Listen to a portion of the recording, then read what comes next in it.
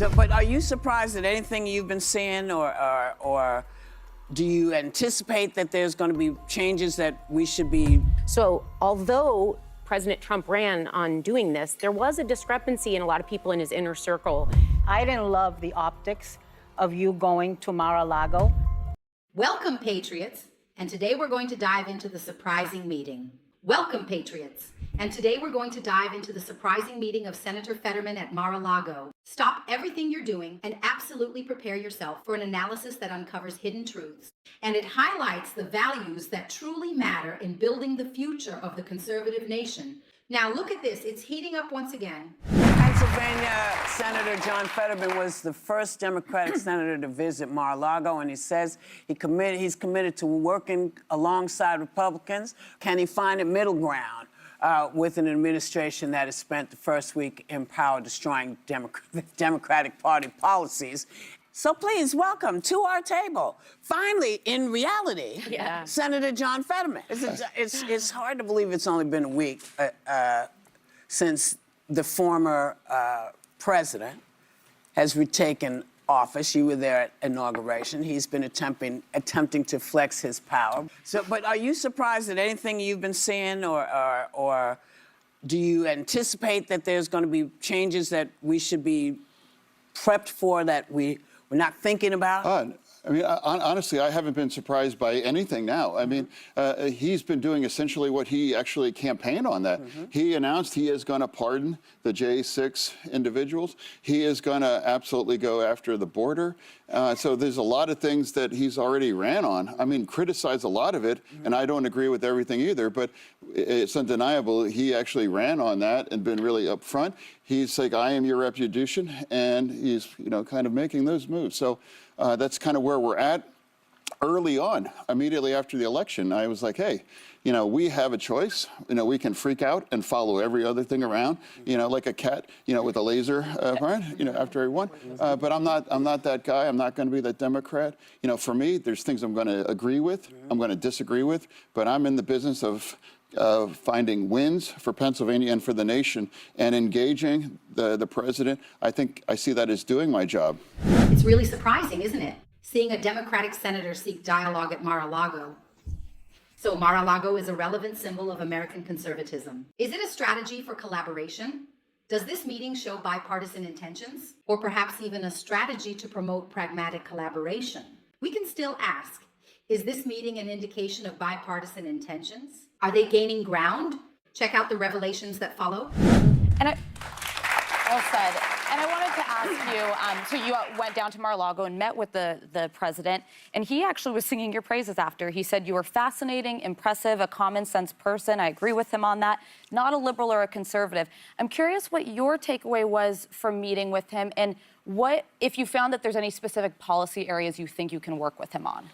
Yeah, well, I think overall it was a positive experience. I mean, he was kind, he was cordial. It wasn't in any kind of theater. It wasn't trying to get your picture taken to kind of put something out on social media. It was just really a conversation. I actually spoke for over an hour. And overall, I was there as well too, and we just had a conversation. And one of the things can we agree on? Well, one of the things that was easy, like the Dreamers. The Dreamers, immigration, that. And Giselle was part of that community, and we both had the opportunity to express that. I would also, I'm on the Ag Committee, and I think protecting the SNAP as well, too. Food insecurity is really important issue. And some people on that side wants to go after that or weaponize that. So for me, those are kind of issues. Other things that we can agree on as well. But overall, it was just a straight up conversation, and I just have a rule. Like, I'm going to engage and have a conversation that's anyone playing it straight, and that's doing my job again. You did get a lot of criticism for it from some people who thought you going to Mar-a-Lago gives cover to Trump by creating the solution that he's amenable to working with Democrats. I was very supportive of when people like Mitt Romney and Rob Portman worked with Joe Biden, so I understand the need for bipartisanship. I didn't love the optics of you going to Mar-a-Lago. He was going to, which is his palace, he was going to be in Washington a week later. But what was your goal, and do you feel ultimately you were successful?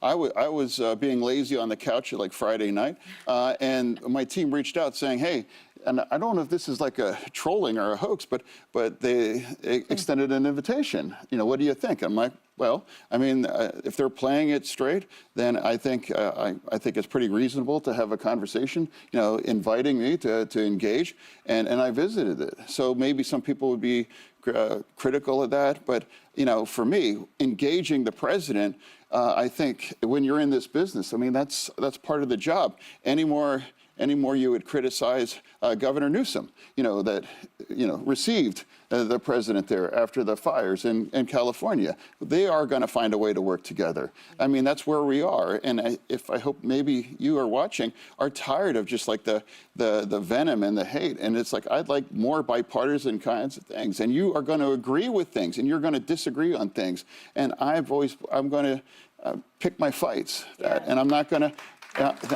and I've chosen not to add to the cheap heat online or go after those kinds of things. I've never found that helpful. And if those kinds of things were helpful, you know, we would be in a different situation.